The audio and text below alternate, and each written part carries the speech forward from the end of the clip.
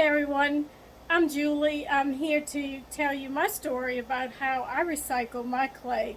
I've seen a lot of videos and some of you beginners are wondering how to go about recycling your clay.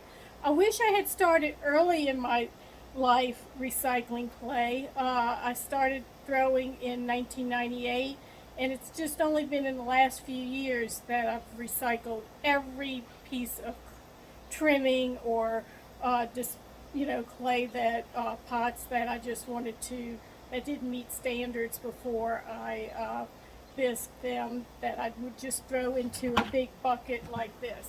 I found that it's easier to recycle your clay one bucket at a time. Earlier last year, I had 12 buckets that I recycled during lockdown during COVID, and I swore I would never wait until I had 12 buckets again. So I filled this up with all my trimmings, let them dry, some moist, but it doesn't matter. When it gets to the top, I fill it up to the brim, about maybe an inch, and I let it sit for a few days. I'm from New Orleans, so it's very humid, and but your climate might mean that your clay dries a little quicker, sakes a little quicker than mine. Then after say roughly 3 days, I take a drill with a paddle bit and I mix it up really well, and then I let it sit for another 2 or 3 days until it gets to a nice consistency that I can take it with my hands and throw it on some party back board. Some people have used plaster. I don't. That's another option that you can do. I have a 6-foot fold-out table that I set up with my hardy back board, and I use a lot of newspaper. I find using newspaper absorbs some of the moisture. So as you can see right here, I'll turn my camera so you can see my setup right here.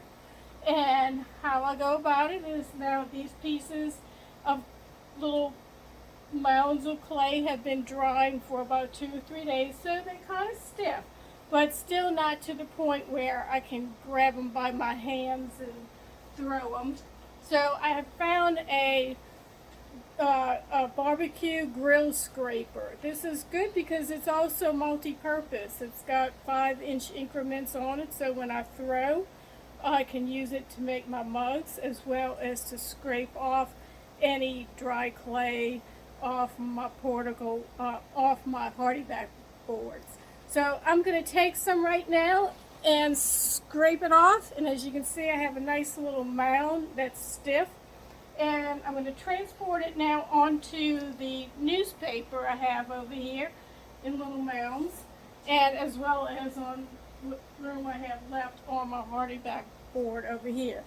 I have hardy back board on my wedging table as well. For years I used canvas, and because of the dust, I decided to replace it with hardy back board. I have like 3 different ones, one for red clay, white clay, and brown clay.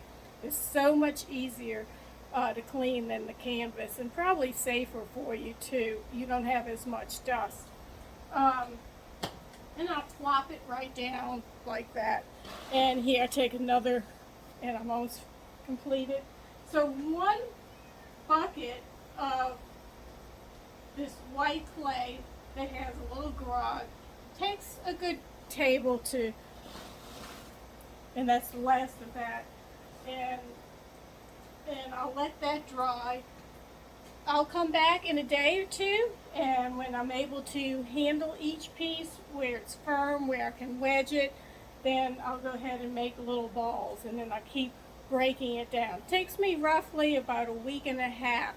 And again, depending upon your climate, I like to also do it when my kiln is on, which is on right now, because it does dry out my clay a little bit quicker. Another tip is so this is white clay, I don't want it to get dirty. I'll take sheets of newspaper. Some people use towels or they use sheets and they just lay it on over. this, and it absorbs the excess moisture in the clay. So that's it, and much cheaper than buying a pug mill, which is not in my budget right now. Um, and I don't know if I'll ever do it if I'm just doing one bucket of recycled clay at a time, because I've learned that this is so much faster, and it really isn't that difficult to do. If I can do it, you can do it. Have a good evening.